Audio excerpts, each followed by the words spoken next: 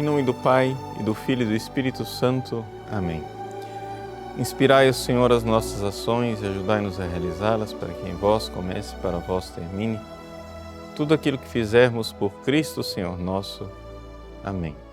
Santa Maria, Mãe de Deus, rogai por nós. Em nome do Pai, e do Filho e do Espírito Santo. Amém. Muito bem, uma alegria nós iniciarmos mais uma vez nosso programa ao vivo, e hoje nós iremos falar a respeito da missionariedade da Igreja.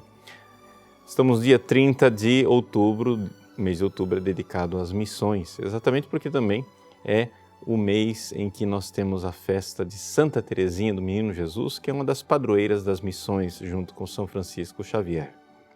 Além disso, por ser o mês do Rosário, um mês eminentemente missionário, porque o Rosário é também um instrumento, né, que acalenta a missão da Igreja. A missão da Igreja, ela não acontece sem verdadeira oração. Então vamos um pouco refletir a respeito dessa realidade das missões. Por quê? Porque estamos num tempo muito oportuno. Há 10 anos atrás, a Conferência de Aparecida proclamava uma missão continental, usando um pouco como ideia, né, força, essa realidade do discípulo missionário. Ou seja, o que é ser discípulo missionário? Bom, se nós olharmos para aquilo que é o ensinamento tradicional da Igreja, o discípulo missionário é aquele que, primeiro, tornou-se discípulo, não é? Naquele movimento que a gente vê no Evangelho, Jesus diz, vinde. Ele passa na beira do lago da Galileia e convida Pedro, André, Tiago, João para segui-lo, e eles deixaram tudo e foram.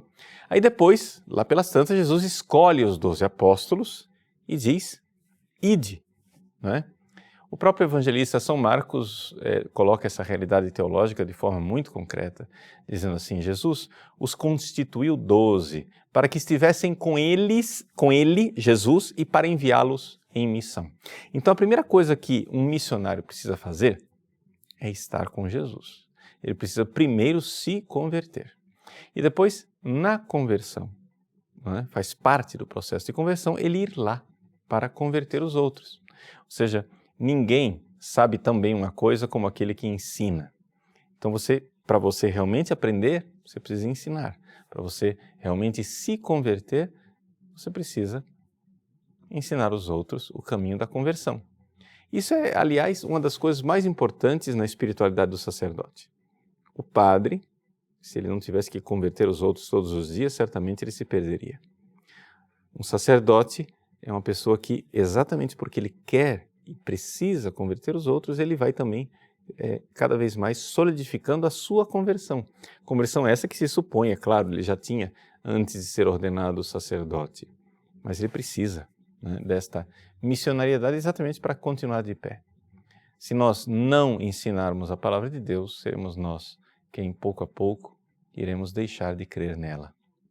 Pois bem, essa é a realidade, assim, num voo panorâmico, muito rápido, da missão da Igreja, como ela é conhecida tradicionalmente. Então, o discípulo missionário é aquele que primeiro é discípulo e depois é missionário. Mas, aqui vem a tragédia. Vamos olhar para os bancos das nossas igrejas. Olhando para o banco das nossas igrejas, nós vemos que a mentalidade das pessoas que lá estão sentadas, muitas vezes, miseravelmente, muitíssimas vezes, frequentemente, essa mentalidade não é nada diferente de uma pessoa que está lá fora, no mundo. Ou seja, a pergunta é a seguinte: a igreja, tradicionalmente, sempre foi assim, desde a época do apóstolo Paulo, né?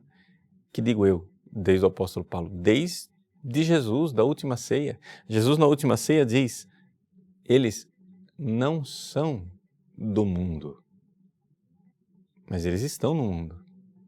Eu não peço para que os tireis do mundo, mas guardai-os na palavra, na minha palavra. Então, nós somos guardados na palavra de Cristo. Então, a igreja, ela está no mundo, é verdade. Mas ela está no mundo com uma mentalidade diferente do mundo, porque ela é o fermento na massa. Ela é o sal na terra. Ela é a luz no mundo.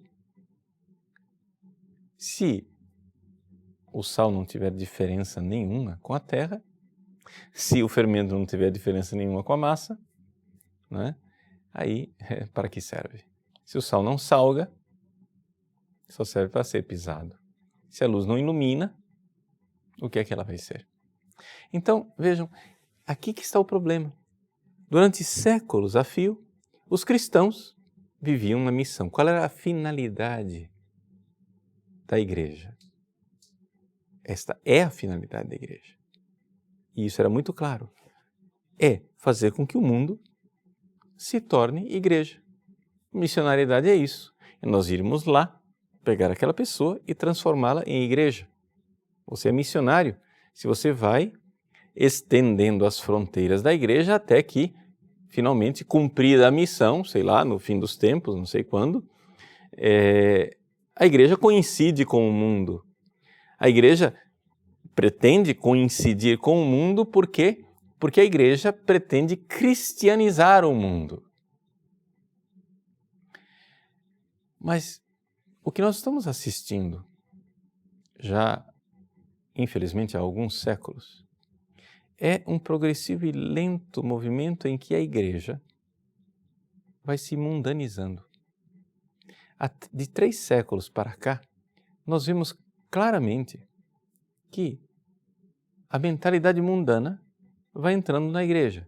Inicialmente, ela entrava por pequenas rachaduras, muito discretamente, mas entrava. Depois, começou a inundar. Então, você olha para o mundo e olha para o católico e não vê diferença. Estatisticamente, a diferença parece que desaparece. Não é? Por exemplo, há mais de 60 anos atrás, se fazia uma pesquisa nos Estados Unidos. Não é? Eu cito aqui os Estados Unidos porque eles têm pesquisa a esse respeito. Nós aqui no Brasil somos meio fraquinhos de pesquisa. Nos Estados Unidos, a pesquisa, não é, dos Estados Unidos dizia que os católicos, cerca de 70% dos católicos, iam à missa todos os domingos e, portanto, as famílias americanas católicas não aceitavam os anticoncepcionais, não aceitavam os métodos anticoncepcionais, né? E isso, com muita clareza, havia famílias numerosas, não se pensava sequer em aborto, o divórcio era uma prática praticamente inexistente. Você vai ver hoje as estatísticas da igreja americana e você vai ver que a participação na igreja caiu para 20%. E mesmo aqui, esse pequeno rebanho dos 20% de católicos, veja só, era 70% de católicos e iam à igreja todo domingo. Agora são só 20% dos católicos que vão à igreja aos domingos. E esse pequeno rebanho que sobrou, ele em nada difere daqueles que não são católicos. O mundo lá fora aborta, os católicos americanos abortam. O mundo lá fora usa anticoncepcionais, pílula do dia seguinte, camisinha, e os católicos também. O mundo lá fora vê pornografia, se masturba, e os católicos também. O mundo lá fora se divorcia, destrói as famílias, faz uniões gays, e os católicos também. Então, a conclusão, se nós formos pensar bem, eu acho que a situação da Igreja do Brasil não parece ser muito diferente. Se nós formos pensar bem, nós estamos aqui diante de um processo missionário diferente. Ou seja, ao invés de a igreja ir ao mundo e evangelizar o mundo e transformar o mundo em igreja, é o mundo que está entrando na igreja e transformando a igreja em mundo. Nós estamos num processo galopante de secularização em que agora você não vê, em muitos lugares, você não vê em que aquela pessoa que está sentada num banco de igreja no domingo difere do sujeito que está naquele mesmo domingo numa boate e que não põe os pés na igreja nunca. A mentalidade não parece muito distinta. Agora, existe alguma coisa tremendamente errada acontecendo aqui. Mas é exatamente porque existe, de uns tempos para cá, uma ideia de que nós precisamos nos adaptar ao mundo. Veja, é interessante que o Concílio Vaticano II, ele, muito adequadamente, porque esse é o chamado e o apelo do Papa João XXIII, o Concílio Vaticano II diz: nós precisamos arranjar um jeito de pregar o Evangelho ao homem moderno de uma forma que o homem moderno entenda o Evangelho. Transmitir o Evangelho de uma forma que o homem moderno compreendesse. Então, o Evangelho de sempre, de 2000 anos, agora pode ser apresentado de uma forma que o homem compreenda, se converta e se torne igreja. Mas, assustadoramente, o que nós vemos é exatamente o contrário. O movimento que nós estamos vendo é que, cada vez mais, alguns teólogos estão aprendendo com o mundo moderno o que eles supõem que seja verdade, ou seja, estão mudando o Evangelho. Ou seja, pegando os ensinamentos lá fora, trazendo para dentro da igreja, e então nós estamos num processo catequético invertido, ou seja, o mundo está catequizando a igreja, o mundo está ensinando para a igreja. E isso daqui, de uma forma assim, bastante assustadora. Por quê? Porque, de repente, alguns pregadores fazem o seguinte, vejam, isso aqui que eu vou descrever, você talvez reconheça em algumas pregações, mas pelo amor de Deus, eu não estou aqui condenando pessoas. Essas pessoas fazem isso, talvez nem saibam por que fazem, fazem porque aprenderam, fazem porque mimetizam. Mas olha que assustador, essas pessoas batem nos católicos, para que os católicos aprendam com o mundo.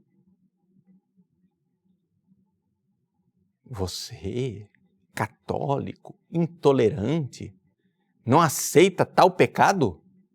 Ah, como você julga as pessoas. O mundo não julga, o mundo aceita, para ele está tudo legal. Vede, ó católicos, fariseus e hipócritas, aprendei com o mundo moderno. O novo modelo é o mundo. O modelo, agora, está lá fora. O modelo é a ONU. O modelo é a Unesco. O modelo são as fundações internacionais. O modelo são os militantes. O modelo são os ideólogos. E nós, católicos, devemos agora pegar o Evangelho de Nosso Senhor Jesus Cristo e reescrevê-lo. Então, hoje, os nossos novos pregadores, consciente ou inconscientemente, o que fazem é o seguinte: ouvistes o que Jesus disse, não cometerás adultério. O que Deus uniu, o homem não separe. Eu, porém, vos digo. Isso era uma coisa daquela sociedade ultrapassada. Se Jesus estivesse aqui hoje, ele diria o que o mundo moderno está dizendo: divorcia, sem problema, manda ver. Essa é a coisa. Ouvistes o que foi dito? Sei lá,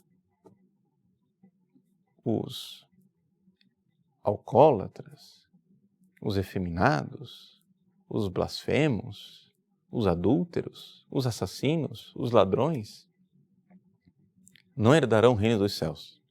Mas isso é uma mensagem intolerante, não dá para pregar isso hoje. Vamos adaptar ao mundo moderno. Deus é amor, manda ver. Agora, vejam, é isso que nós estamos presenciando assustadoramente. E qual é a consequência disso? A consequência disso, gente, é o seguinte: nós estamos deixando de ensinar o amor. Ou seja, se existe uma coisa que caracterizava o cristianismo, era o amor. Ou seja, você renuncia a você mesmo, renuncia ao seu egoísmo, renuncia aos seus caprichos, renuncia às suas veleidades, renuncia àquilo que são seus pequenos projetinhos pessoais em favor do outro, do próximo, do irmão, onde você ama o outro por causa de Deus, por causa do Cristo, em retribuição, em agradecimento ao amor de Cristo. Como dizia São Paulo, caritas Christi urget nos. A caridade de Cristo nos impele, o amor de Cristo nos impele a amar os outros. E então, nós derramávamos o nosso sangue. Era isso que os cristãos fizeram durante 2000 anos. Para amar, para ser diferente. Havia um distintivo cristão. O cristão, ele era muito diferente do mundo, porque ele sabia crucificar as suas vontades egoístas em favor do outro, por amor a Deus, da salvação do outro, por amor a Deus. Agora, eis aí o que é estranho e assustador. Fala-se tanto em um Deus de amor e de misericórdia, mas a consequência é que as pessoas que ouvem essa pregação tornam-se cada vez mais egoístas. Por quê? Porque ao invés de pregar o Deus de amor e de misericórdia que perdoa o pecador que pretende mudar de vida, nós pregamos um pseudo-Deus de amor e misericórdia, onde ninguém precisa mais se arrepender de nada, porque nós aprendemos a lição com o mundo moderno, onde nada mais é pecado.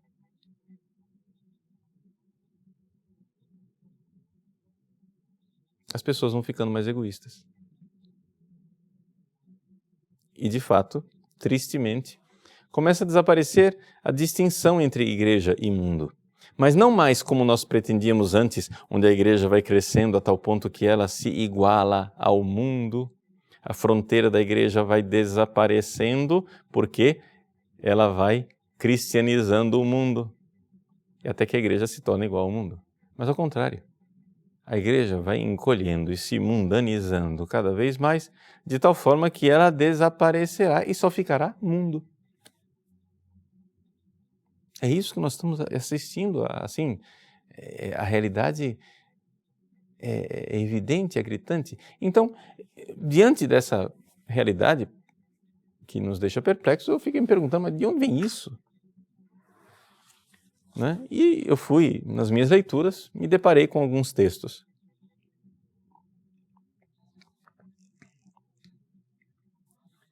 O primeiro texto está aí colocado à disposição para vocês, de Karl Rahner, um dos seus famosos Schriften, dos seus escritos de teologia. Está aí em espanhol, à disposição de todos. Trata-se do segundo volume dos escritos de teologia em espanhol, e o artigo está na página 9, La incorporación a la Iglesia según la encíclica de Pio XII, Mystici Corporis Christi.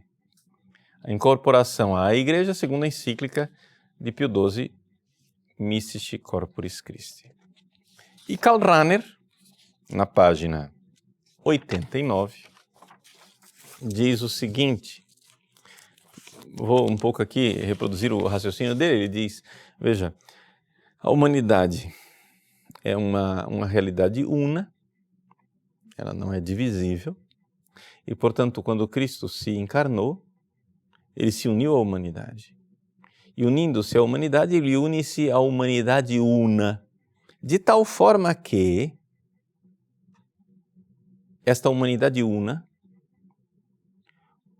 como pueblo de Dios, es una verdadera realidade. Ele está dizendo que eu posso estender o conceito de povo de Deus a toda a humanidade. Então veja que, num passe de mágica, este teólogo, padre Karl Rahner, jesuíta, que foi perito do Concílio Vaticano II, escreveu isso daqui na época do concílio. Né? Esses seus escritos de teologia são de 64. O concílio estava acontecendo. Então, veja, A humanidade inteira é povo de Deus. Se você por uma canetada decreta que a humanidade inteira é povo de Deus, teologicamente acabou a missão. Acabou a missionariedade. Você vai dizer, mas padre, Rahner não queria fazer isto. Meu irmão, eu não estou julgando intenções. Eu estou descrevendo uma coisa que me deixa perplexo e que eu não deixo de ver, constatar e enxergar que 50 anos depois, o que nós estamos vivendo é o fato concreto que psicologicamente a igreja começa a tratar o povo em geral, a categoria povo, até o de Deus, desaparece, e a gente diz o povo. Então é tudo igual. Você vai dizer, não, mas isso é demais. Não, pera lá, vamos para um outro texto. Um outro perito do concílio. Veja, com isso eu não estou dizendo que a culpa é do concílio. No concílio, os padres conciliares, os bispos, votaram os textos conciliares com uma mentalidade católica. Mas estes peritos aqui, de repente, têm algo que eu, sinceramente, duvido que estivesse na cabeça dos votantes, dos padres conciliares que votaram. Tanto que o próprio Bento XVI, na última conferência que ele fez para o clero romano, ele disse, olha, enquanto nós fazíamos o concílio, havia 2 concílios acontecendo. Um era o concílio dos bispos, outro era o concílio da imprensa, onde os peritos davam entrevistas com a interpretação do texto que não era aquela que era votada em aula conciliar. Só estou dizendo aqui que aquilo que João 23 preconizou, que era transmitir o evangelho ao homem moderno de uma forma que o homem moderno compreenda este evangelho, talvez aqui nós estamos diante de outra coisa. Estamos diante da mudança do próprio evangelho. Então, Karl Rahner diz, povo de Deus e humanidade é uma coisa só. Nota de rodapé para os teólogos que entendem de teologia, é evidente, né, que Rahner chega a esta conclusão por causa do seu existencial sobrenatural e a tese do cristão anônimo. Não é? Só uma nota de rodapé para quem entende o que eu estou dizendo. Fecha parêntese. Voltemos. Outro perito conciliar, Johann Baptist Metz. João Batista Metz escreveu um livro que está aqui traduzido em espanhol, Teología del Mundo. Ediciones Sígueme, 1971. Vocês têm aí à disposição o PDF. Esses textos, como eles são bastante antigos, eles estão todos à disposição na internet e não fui eu quem os coloquei lá, eu só estou aproveitando daquilo que alguém fez. Então eu suponho que eles não têm copyright, né? Por serem antigos, estarem fora de catálogo, etc, etc. Na página 120 do livro, Metz diz assim: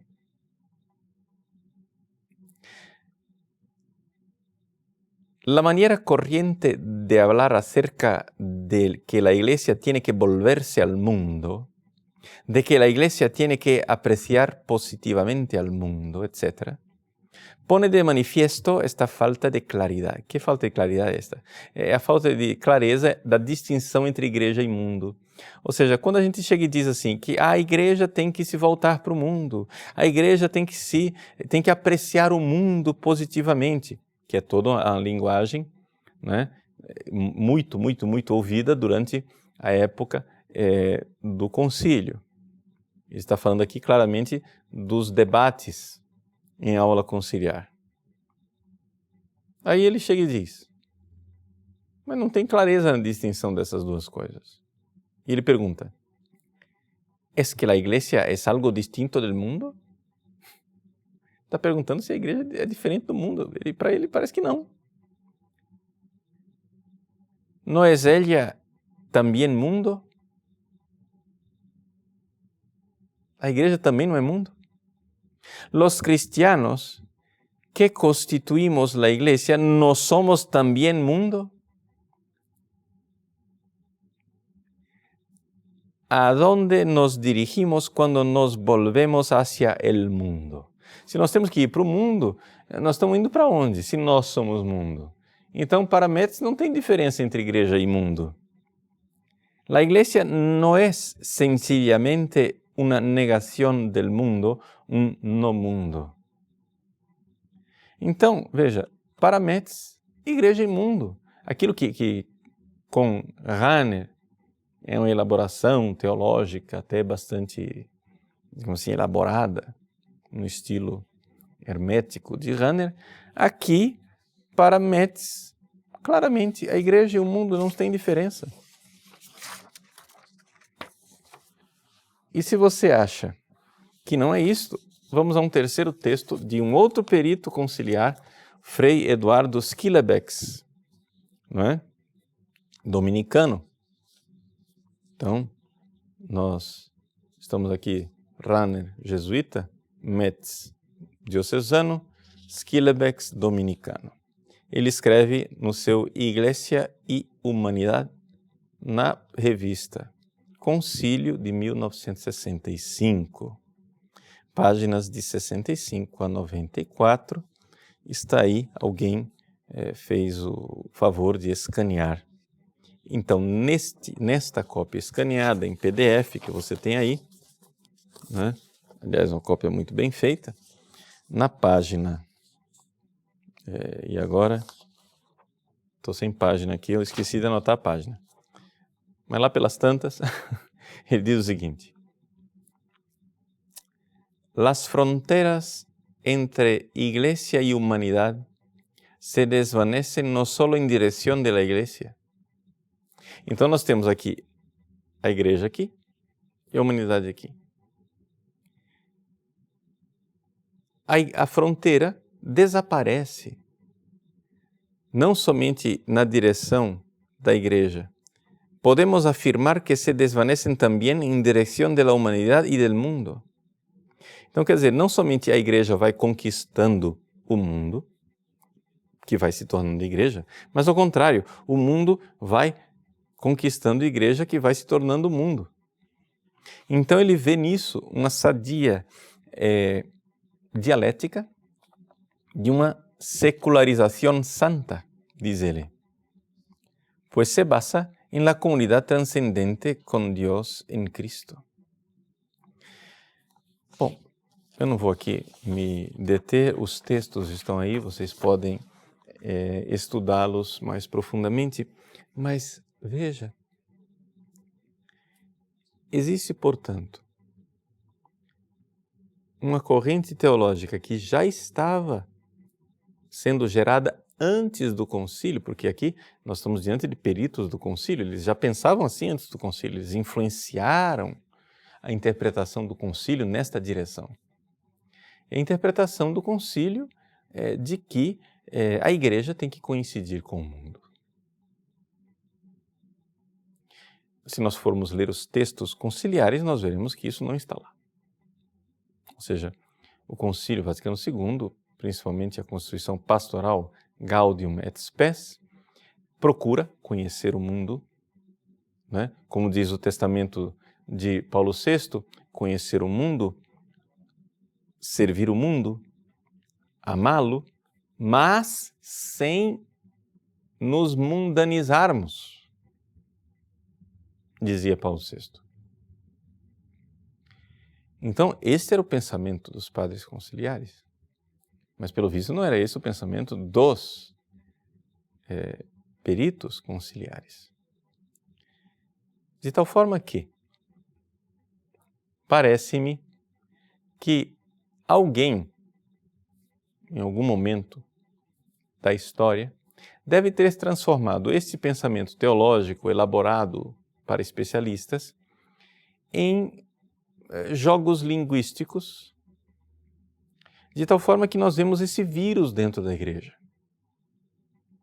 Então, o meu apelo aqui é para pregadores, para sacerdotes, para seminaristas, para bispos, que, sem saber, de boa vontade, adotam esses cacoetes linguísticos que fazem com que as nossas pregações, a gente a todo momento estejamos batendo nos fiéis que estão lá para adequá-los à agenda do mundo.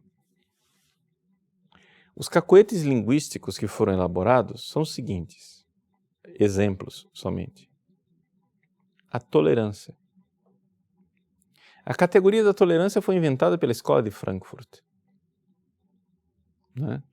Então, nós, cristãos, temos um patrimônio, né, espiritual, a moral do amor cristão, e nós vemos de repente esta moral do amor cristão nivelada por baixo numa tolerância,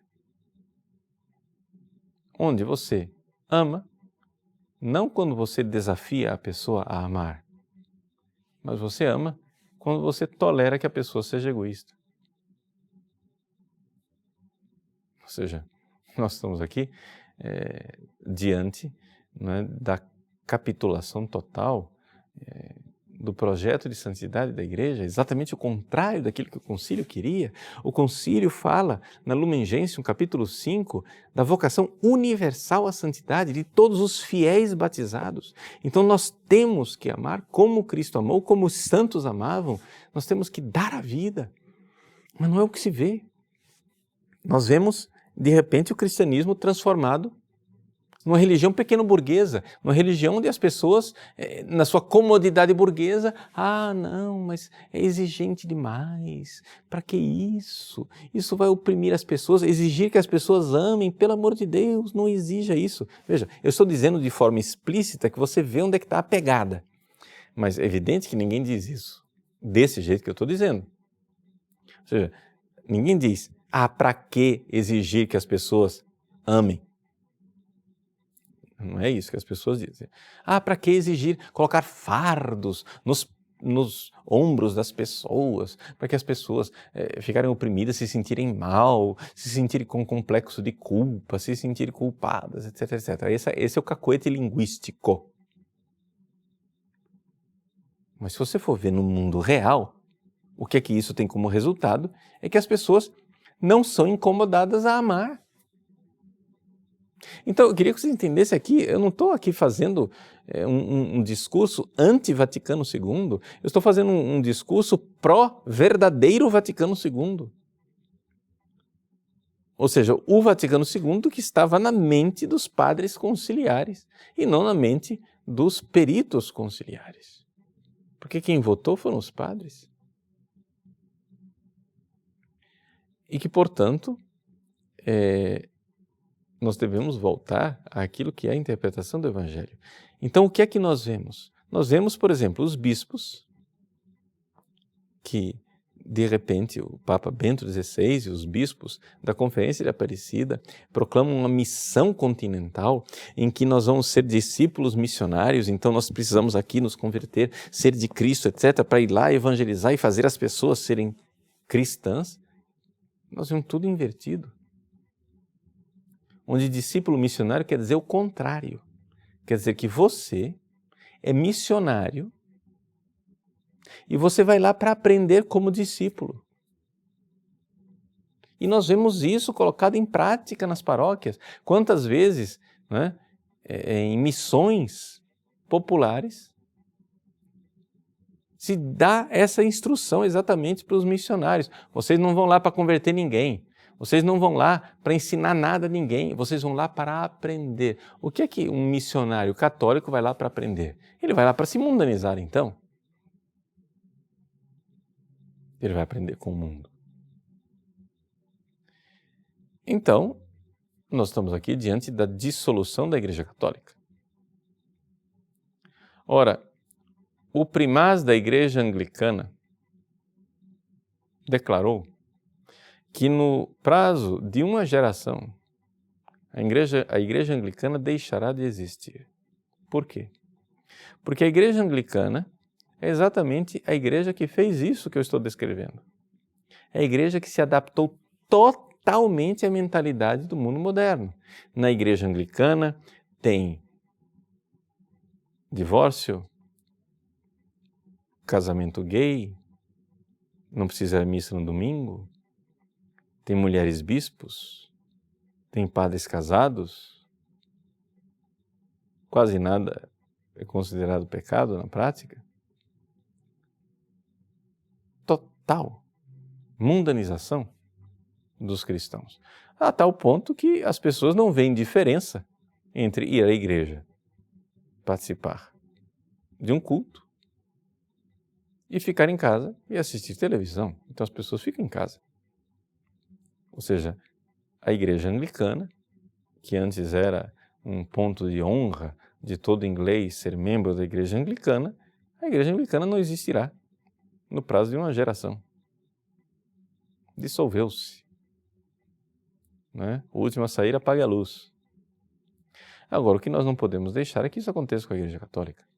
O que é que eu estou dizendo aqui? Eu não estou fazendo um discurso de ódio e de intolerância. Eu estou simplesmente prestando um serviço. Há pessoas de boa vontade que querem evangelizar e que terminam incautamente, inadvertidamente, sem se dar conta, repetindo os cacoetes linguísticos que foram introjetados, sei lá por quem, não fiz essa investigação, não é?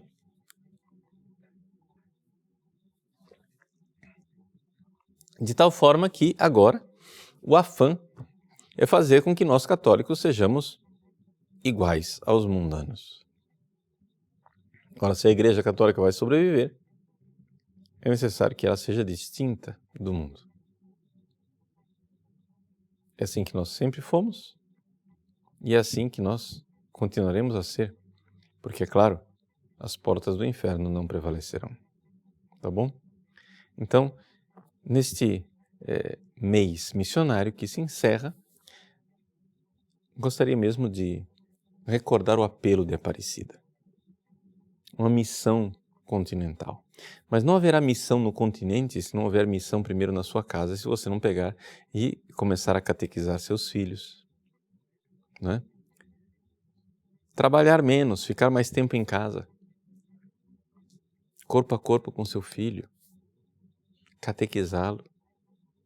Não haverá missão continental se nós não nos dermos o trabalho de ser pescadores de homens, um por um. Irmos mostrando o evangelho do amor, ensinando a rezar, ensinando a crer, ensinando a amar e carregar a cruz por amor a Cristo, servindo os irmãos. Não haverá missão se nós continuarmos de braços cruzados, né, na comodidade burguesa de quem não quer mudar de vida. Primeira coisa é saber, você é território de missão porque você precisa mudar a sua mentalidade e adequá-la à do Cristo e à dos santos. Segundo, uma vez, mudando sua mentalidade, começar a mudar os outros. É assim que vai acontecer. É assim que precisa acontecer. Tá bom? Então vamos agora fazer um pequeno intervalo e nós voltamos daqui a pouco para manter um diálogo a respeito dessas questões tão importantes para a vida da Igreja. Até já.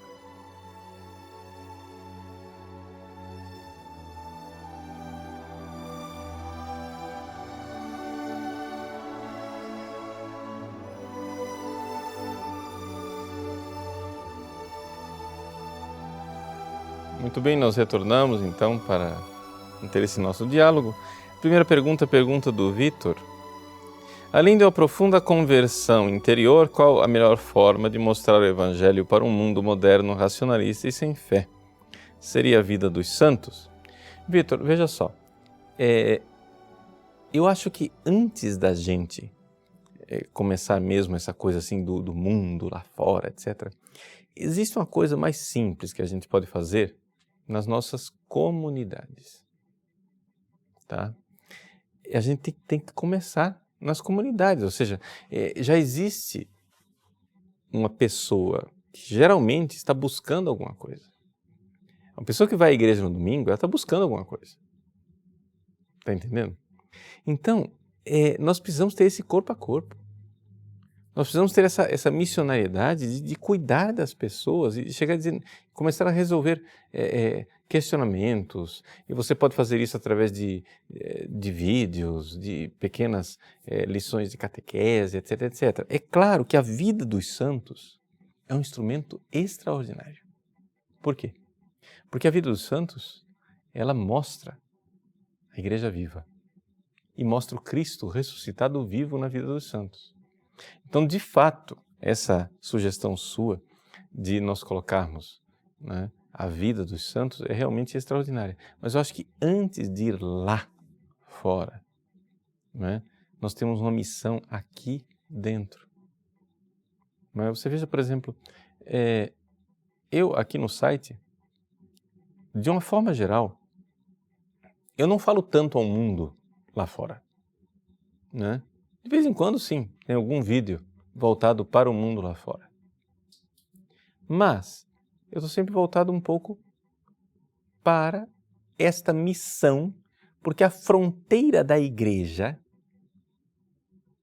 ficou dentro das igrejas. Ou seja, a fronteira da igreja está lá nos bancos da nossa igreja. Tem uma pessoa sentada no banco, esse é a igreja, esse não é. Porque esse tem fé, o outro não tem. Então o mundo moderno, a gente não precisa nem ir tanto lá fora buscá-lo, ele está aqui na igreja. Claro que uma vez que a gente começa esse processo, nós vamos ter a criatividade e a disponibilidade de fazer, de ir ao encontro das pessoas, né? E de ser, como o Papa Francisco preconiza, uma igreja em saída. Sim, uma igreja em saída, mas a porta de saída às vezes está dentro de casa. Né? Ou seja, a pessoa que está dentro não está convertida. Fátima, padre, nós que já temos uma mentalidade e um coração católico, o que devemos fazer nas nossas paróquias? Bom, Fátima, a primeira coisa é não brigar. Ou seja, nós precisamos entender que nem sempre as pessoas que estão fazendo essas coisas que eu descrevi aqui são pessoas de má vontade. Não é? Nós podemos lentamente, pacientemente, não é? Começar a fazer um trabalho corpo a corpo. As pessoas que se oferecem como catequistas, né, que têm seus filhos, evangelizam seus filhos, mas evangelizam também os filhos dos outros. Não é? Tudo isso fazer, não é? Eu acredito muito nesse trabalho corpo a corpo. Veja só, eu faço um trabalho de massa, meio de comunicação, não é? Mas isto que aqui, que é o site, não é? É só um pequeno serviço. A vida mesmo católica, ela acontece lá na sua paróquia, onde você participa da Santa Missa. E são aquelas pessoas ali que têm que ser ajudadas. Mas, às vezes, as pessoas adotam um esquema que é um pouco assim, suicida. Por quê? Porque, veja só, existem momentos em que você pode se mostrar com toda a clareza da sua identidade católica, não é? Porque você está num ambiente onde as pessoas te compreendem. Mas você está pescando um peixe. Então, a primeira coisa que você faz não é mostrar o anzol para o peixe, né? Você disfarça o anzol com a minhoca, né? Não é isso que você faz? Então, às vezes, as pessoas são muito agressivas no jeito de abordar, no jeito de chocar. As pessoas querem adotar o choque, né? Criar uma espécie de luta de classes dentro da igreja para, né? Para rachar o grupo. Esse não é um método que eu vejo que seja adequado. Mas o método paciente de nós irmos pescando as pessoas. Quantas pessoas mudam assim? onde você vai tendo paciência com o outro. Você vai explicar as coisas, a pessoa vai ter muitas objeções, vai trazendo, vai vivendo junto, vai amando e vai ensinando a verdadeira doutrina, vai mostrando a vida dos santos, vai mostrando o catecismo, vai entusiasmando. Existem então tantas coisas belas para serem mostradas e, claro, as coisas também que desafiam, que são verdadeiro amor, o seu testemunho, etc, etc. Mas eu desaconselho o método, né, que alguns usam de querer rachar a comunidade, né? Ou seja, entra lá, faz um piseiro, isso simplesmente não funciona, porque nós não queremos um cisma dentro da igreja. Nós queremos exatamente que essas pessoas de boa vontade que estão lá, né, se convertam, tá? Porque geralmente são de boa vontade. Tem gente de coração perverso? Tem, mas de uma forma geral, quem está na igreja está buscando alguma coisa. Gabriel, sua bênção, Padre. O que devemos fazer ao nos depararmos com sacerdotes que promovem essas ideias? Veja, Gabriel, eu acho que a gente não tem que, em primeiríssimo lugar, supor que eles estão fazendo isso de má vontade ou porque são maldosos, porque são mal intencionados. Conheço muitos sacerdotes que fazem isto porque estão profundamente convencidos, exatamente enganados, mas convencidos, né, de que esse é o único jeito de evangelizar. Vamos só para sair daqui, né, do Brasil. Outro dia, falando com algumas pessoas da França, né, eu falei do famoso livro do Frei Maria Eugênio, Beato Maria Eugênio, né? Je veux voir Dieu. Eu quero ver a Deus, né? Quero ver Deus. Foi traduzido agora no Brasil e está publicado pela editora Vozes.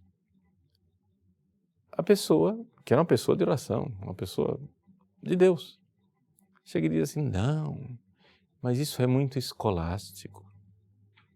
Ninguém lê isso. Ninguém acredita nessas coisas. Isso aí não vai servir. Então, aí começa a diluir o cristianismo. Você vai e dilui. Veja, uma coisa é adaptar a linguagem. Outra coisa é você chegar a dizer: não, mas eu não posso falar de santidade desse jeito que está aí. E de que jeito nós vamos falar?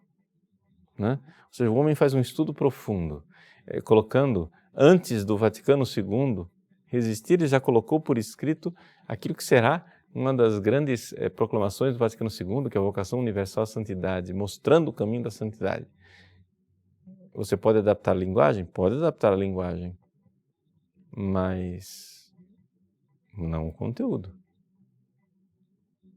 Ou seja, o conteúdo é aquele, as verdades que precisam ser transmitidas são aquelas. Não diluir as verdades. Essa é uma coisa importante, eu não sei se eu consigo me explicar aqui, se eu estou dizendo com clareza. Você pode dizer, vamos supor, pega lá, 2 aulas atrás, né, 2 programas ao vivo atrás, eu fiz um programa ao vivo dizendo assim: como que você vai explicar para o seu filho qual é a verdadeira Igreja de Cristo? Lembra desse programa? Muito bem. Ali eu coloquei o conteúdo de sempre com a linguagem que as crianças entendem, né? Um dos nossos alunos fez o teste, né? Pegou o filho de 10 anos de idade, a filha de 9, e outro mais novinho, colocou lá para assistir, cada um no seu grau, mas todos entenderam. Entenderam direitinho o que estava sendo explicado lá, porque eu estava explicando, eu estava falando para os pais. A minha intenção não era que as pessoas colocassem aquele vídeo para as crianças assistirem, mas que os pais aprendessem como explicar para os filhos. Mas fez o teste e funcionou para a criança. Né? Não digo que funcione para todas as crianças, eram crianças, conhecendo aquela família, eram crianças bem formadas, né? Eram crianças que já tinham um princípio. Mas para dizer, aquilo é um exemplo claro, pega aquela aula lá, você vê, eu não adaptei a verdade, eu adaptei a linguagem. Essa é a diferença. A verdade é a mesma, de 2000 anos. O que eu adaptei foi a linguagem. As pessoas querem adaptar a verdade. Então, assim, existem sacerdotes que acham, porque aprenderam erradamente, que eles têm que adaptar as verdades. Porque esta verdade aí ninguém aceita mais. Esse padre não se dá conta que a gente não escolhe as verdades da fé. Sei lá que infelicidade ele teve no seminário dele de aprender essa tolice. Porque se você começa a escolher verdades, isso aí chama-se haireses, isso é heresia. Eu não estou dizendo que esse padre é herege necessariamente, mas a atitude é herética. Não é? Pedro, padre, por vezes eu vejo que a ala missionária do Brasil está dominada pela teologia da libertação. O que devemos fazer para reverter essa situação e como podemos contribuir para esta mudança? Veja, Pedro, depende do que você entende por teologia da libertação, tá? Agora, o que acontece é o seguinte, não é? A teologia da libertação, ela é exatamente uma teologia para fazer isso que eu estava descrevendo, ou seja, diluir a igreja no mundo. Por quê? Quando a gente fala que a teologia da libertação é marxista, as pessoas não entendem a análise. A gente precisaria entender a verdadeira natureza da teologia da libertação. Se você pegar o livro de Teologia da Libertação do Gutierrez, você vai encontrar lá o seguinte, que para Gutierrez existe um problema básico e fundamental, que é o fato de que não existem duas histórias. Uma história da salvação e uma história profana. Existe uma história só porque Deus se revela na história. Ao fazer isso, o que é que ele está fazendo? Ele está pegando uma categoria marxista hegeliana e está de alguma forma tirando a transcendência. É tudo uma coisa só. Ele passou a régua e não tem distinção entre duas histórias. Não tem distinção entre duas histórias, não tem distinção entre igreja e mundo. Não tem história da salvação e história profana. É uma história só. E aí ele diz que a teologia da libertação é uma teologia crítica. Quem entende alguma coisa de escola de Frankfurt entende o que é uma crítica. A crítica é exatamente você desmontar a teologia para fazer exatamente isso. Diluir a igreja no mundo. Então, assim, essa questão missionária, não é? Quando é tomada por este jeito de fazer teologia de libertação, supostamente existiria um outro jeito, como João Paulo II diz, né, que existe uma teologia de libertação sadia, mas eu estou aqui fazendo uma análise concreta de um problema que está lá no livro do Gutierrez. Ele está dizendo que nós precisamos parar de distinguir igreja de mundo. Ele fala isso com toda clareza. Então, ele está na mesma linha desses autores que eu acabo de citar, Rahner, Schillebeeckx, Metz. A gente pode acrescentar aqui Gutierrez. Podemos acrescentar Boff, King e Companhia Limitada. Porque você veja claramente, a agenda deles é a agenda da ONU, é a agenda do mundo, é a agenda ecológica, é a agenda de gênero. Ou seja, quem impõe a agenda, a igreja ela não é mais protagonista, a igreja ela é simplesmente veiculadora de ideias que são geradas e inventadas lá fora. O que é isto? É gente que trabalha para transformar a igreja em mundo. Então, assim, bem tranquilamente. Assim, nós temos que simplesmente resistir. Eu não vou fazer isso. E se existem sacerdotes que fazem isso inconscientemente, convidá-los a refletir, mostrar o que está acontecendo, dialogar. A gente deve ser sempre pelo diálogo, mostrar realmente. E se a pessoa não se convence, não muda, ainda não é o tempo dela mudar, dela se converter, então, meu irmão, faça o seu trabalho, vá sendo você missionário, vá você fazendo as coisas.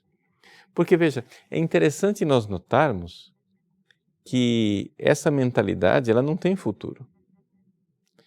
Pela própria lógica dos fatos. Está entendendo?